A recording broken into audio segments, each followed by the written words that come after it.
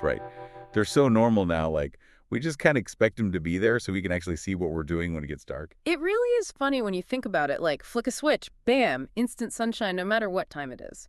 But getting to that instant light wasn't instant ATLL. Hmm. And the stuff you sent over about the light bulb itself, about Swan, about Edison, man, it proves how anything bitty simple the whole thing was. It's so true. We're just so used to electric light now that most of us don't even think about what went into it. And what's cool is what we've got here, it lets us bust some myths wide open, like that whole lone geniuses thing people love to slap on inventions. Yeah, not so much. Totally. It's like we're about to show everyone that making a light bulb wasn't just one aha moment. It was decades of people getting close, some serious competition, and in the end, it's actually a story about teamwork, making the dream work. 100%. And you find that right in the materials, like way before Edison even shows up, people are trying to crack this. Humphrey Davy, back in 1802, we're talking more than 200 years ago, he made electric light happen, battery, strip of platinum, boom. 1802. Seriously, but hold up. If it was doable that long ago, why was everyone still stumbling around in the dark for ages after that? That's the million-dollar question, right? Davy was onto something, but his thing, it was crazy inefficient. Like, it worked, but not for long. Platinum back then, forget about it. Way too pricey for everyday folks. And the light, bright as it was, poof, gone in a flash. But it showed everyone what the hurdles were going to be. You needed some kind of filament that wouldn't die after 5 minutes. Andy wouldn't bankrupt you. PLUS. Got to figure out how to keep it from burning out so fast. So then it's like a whole parade of inventors, each one trying to solve those exact problems, huh? Yeah. I saw a book mentioned by this guy, Arthur A. Bright, listed out a bunch of them. Oh, yeah. That book is like the encyclopedia of light bulb almost-rans, and it just proves that invention, more often than not, is messy as heck. Take 1840, this British dude, Warren de la Rue, makes a pretty dang good light bulb, platinum filament again, but this time it's in a vacuum tube. Platinum again?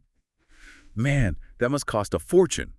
Was that the main problem with his, like, version 2.0? Yeah, you hit it right on the nose. Cost was always going to be a deal breaker back then, just like it can be now with fancy new gadgets. Platinum was basically bling-bling metal, not your average hardware store find. But De La Rue proved something huge D. The vacuum was key. Early bulbs went kaput so quick because the hot filament and the oxygen in the air, they got a little too friendly, combustion city. So if you wanted a light bulb that didn't pull a disappearing act, you needed a really good vacuum. Uh-huh. So it's like not just the light itself that matters, but controlling the whole situation around the light. Yeah. Like makes me think of spacesuits. They had to make a tiny livable bubble in a super hostile environment. Exactly. You're totally on the right track there. And this is where another big name you sent over steps into the ring. Joseph Swan. Now, this guy, he was already messing around with carbon filaments in the 1850s, years before Edison even got started. He even invented a whole new kind of vacuum pump in 1863, specifically for his light bulb experiments. Talk about dedication. So Swan's over in England, tinkering away, and soon we'll get to Edison doing his thing in America. But at this point, did these guys even know the other one existed, or were they both off in their own little worlds working away? Oh, they knew, all right. Get out of here. International light bulb rivalry brewing. See, this is why I love digging into this stuff. That whole lone genius idea is already crumbling. And we're just getting started. See, while Swan's over there in England fine-tuning his designs, Edison's over here in America building his dream team at Menlo Park, his famous lab. And this is where things get really wild. Edison, he was a firm believer that if you want something truly revolutionary, you got to ditch the whole me, myself, and I act.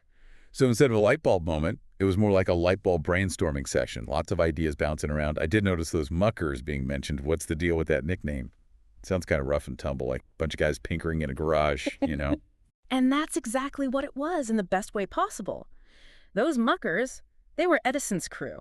Machinists, scientists, engineers, you name it, all these different minds coming together, all obsessed with making things work. And they weren't afraid to experiment to fail a few hundred times as long as they learned something along the way. That's how they cracked the code, by working together and never taking themselves too seriously. And it wasn't just the folks at Menlo Park, right? There's the whole story about Edison basically scouring the globe for the perfect bamboo, which just screams team effort. Talk about global innovation even way back then. Oh, absolutely. Think about it. They tested over 6,000 different materials from everywhere. And the winner, Some specific kind of bamboo, all the way from Japan. I mean, can you imagine the logistics? The letters flying back and forth, the ships sailing across the oceans, all to make a light bulb last? That ain't just one dude in a lab coat, that's a whole operation. No doubt. But let's not forget, Edison was a smart cookie when it came to, well, getting his name out there. There's that story about him. Oh, man, he basically rigged a demo for some reporters, Yeah. made him think his bulbs lasted way longer than they actually did. Classic Edison. The man understood that even the most brilliant invention needs a little pizzazz, you know? Got to Yeah. capture people's imaginations, get them excited. And yeah, sometimes that means getting a little creative with your presentations. A true showman and a scientist. But hey, let's not leave poor Swan hanging over there in England.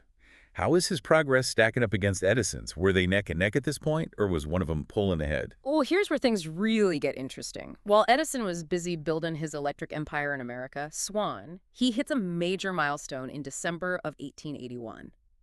He lights up an entire building with his bulbs, the Savoy Theatre in London, no less. The Savoy Theatre. Talk about a grand opening. I bet people were blown away. Can you imagine going from those flickery gas lights to steady electric light?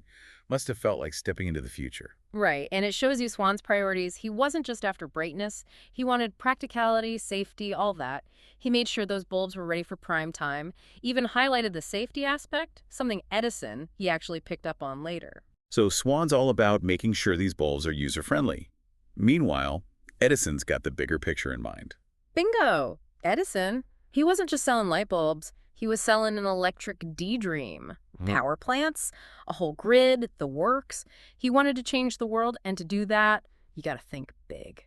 Makes you realize something we totally take for granted now, just flipping a switch and bam, light. That was once a pretty wild idea. And like most truly big ideas, it ended up taking teamwork to really bring it to life. Because here's the kicker. After years of going head-to-head, Edison and Swan, they joined forces in 1883.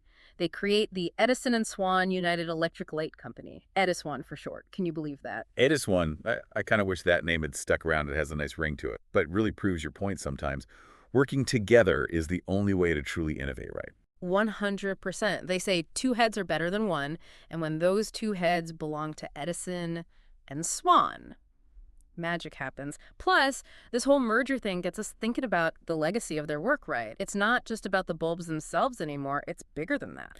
It's kind of wild, right? We're talking light bulbs, something we use every single day, but look at the conversation it sparked. It's perfect, actually. The light bulb, it's not just about lighting up a room. It's about lighting up how inventions really happen, how technology grows, even how the whole world gets in on the act. And speaking of lighting up, I gotta say, busting that lone genius myth, that's been super cool. Sure, you got your big names, Edison, Swan, but without everyone else, without teams, without different ways of thinking, they wouldn't have gotten there. That's the key takeaway right there. Menlo Park, Edison's lab. It wasn't some dude in a cave. It was buzzing. Like, that's the blueprint for how we innovate in NOW. Bell Labs, where they cracked the transistor. Edison's crew paved the way for that. So it's not just the light bulb, it's how Edison ran the whole shebang. Experimenting, not being afraid to mess up, that's how you make progress, right? Talk about ahead of his time. I read he even used stock options to get his employees pumped. Stock options, way back then. Seriously, that's like startup playbook right there. The man knew what he was doing, give people a real stake in the company, and watch the creativity explode. And you know what's funny? For all his fame, Edison never claimed to be some kind of solo act. In fact, one of the excerpts you sent, he basically said, everything I've done, it's because I took what was already there and made use of it. Whoa, talk about humble. It's like we put inventors on these pedestals, but really it's about connecting the dots, taking what's known and pushing it further, not starting completely from scratch. And that, my friend, is the heart of it all. Especially now, right? We got information overload. The real skill isn't just dreaming up something new. It's knowing how to use what's already out there to remix, to build upon. Makes you wonder, maybe that whole lone genius thing, it's holding us back. If we're always looking for that one superhero inventor, are we missing out on the power of teamwork, of everyone putting their heads together? Now there's something to think about. And that right there, that's why I love these deep dives. You always end up learning something new. And this quote from Stephen Johnson, you included it, It sums it up perfectly. The light bulb shines light on more than just our bedside reading. It helps us see more clearly the way new ideas come into being. Man, that's perfect. The light bulb, it's not just about seeing in the dark, it's about seeing how we come out with those bright ideas in the first place. It's a team effort. Always has been, always will be. So next time you flip a switch, remember all those curious minds, those muckers working away in the background? Because without them, we'd still be in the dark ages, literally.